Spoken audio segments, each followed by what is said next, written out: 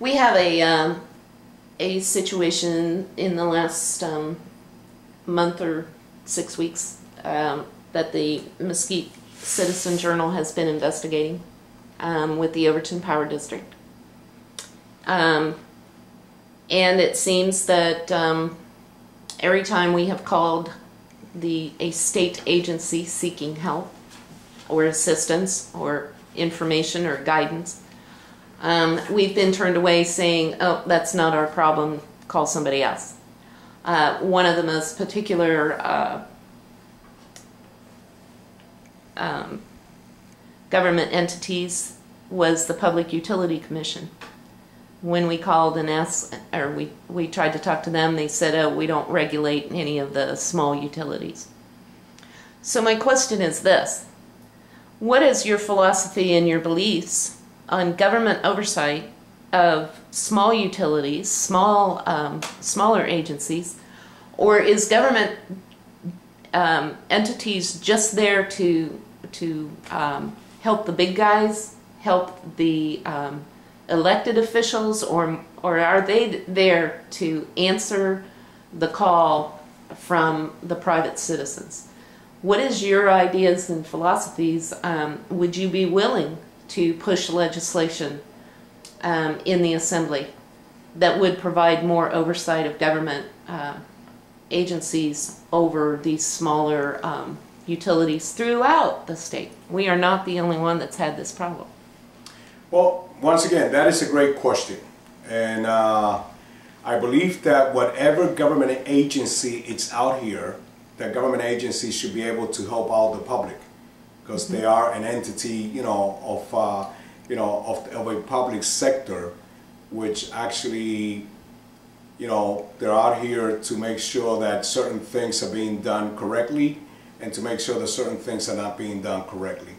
With that being said, we also have to keep in mind that a lot of these companies, like the issue that you have here, that is a private entity. So it's a quasi, and again, that's that's up for discussion. That can be a whole other subject.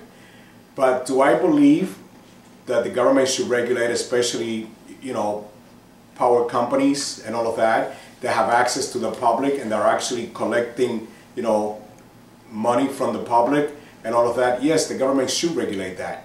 Anybody that has got access to the public should also have transparency as to their dealings, as to what they're doing, what their policies are, and what is going on with them. And that's just my, my philosophy, that, if you have any type of contact with the public, then the public should know exactly what is going on, especially if you're going to hit me up for more money. Yeah.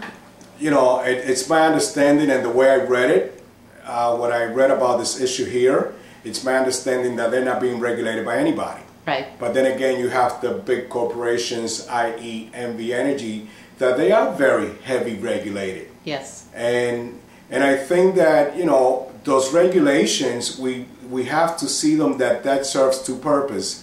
It protects those major companies from making sure that they don't have liabilities that maybe they would probably have if they're not paying attention to what they should. And it also protects the consumer.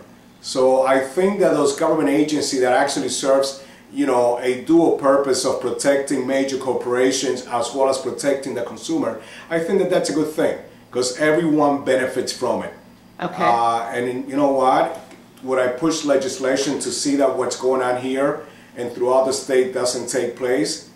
I don't see why not. Because again, if you're taking money from the public, if you have access to the public, then the public should also have access to you. And yes, the public should know and be entitled to know what is going on behind closed doors. Okay. One issue that's coming up in the next legislative period, session, is the consolidated tax, the C-tax issue. It's all driven by a formula that was created about 25 years ago or so. And it promises to be an item for discussion in the next legislative session. So provide some thoughts about the C-tax, how you would like to see it structured? Well, you know what? I have been of the opinion from day one that I chose to come out and run for Assembly District 19. I keep saying that our tax structure is something that should be revisited. If you ask me, I believe that it's antiquated. And the way that you have posed that question to me, this is something that was written 20 years ago. Yeah. Okay? So you know what? This is 2012. We have different issues going on today that is impacting the finances and the economy of the state, as well as the people that live in the state. Mm-hmm.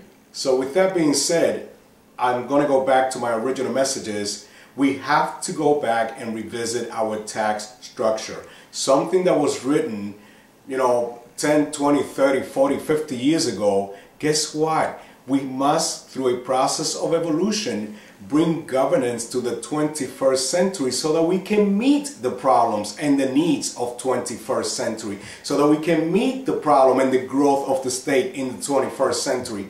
I mean, this is no longer a small state or a small city or a small county. What it used to be years back. This is actually, it's taking on a life of its own, and it's taking on a life of another great metropolis in the making. Well, guess what? Our form of governing has to come up to speed. Okay. They have to come up to the 21st century. So, to answer your question, I prefer, let's just go back and look at everything. Okay, so more than just C-tax. Yeah, just all of them. Let's look at everything. Let's look at everything and let's see what works, what doesn't work in the 21st century, and looking at the financial situation in which we find ourselves today. Okay. Last question. If you are elected November 6th, what are your goals, personal goals, professional goals, for the next legislative session? My own personal goals, I'm going to have to say that I don't have much personal goals. My goals is actually for the people that have elected me. So I want to set those goals and that barrier based on the message that they bring to me and what is it that they want me to bring to Carson City.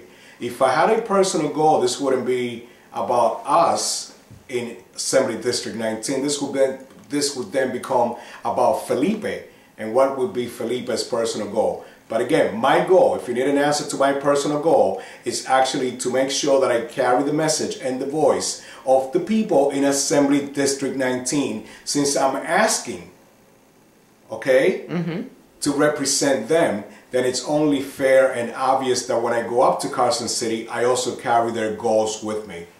Okay.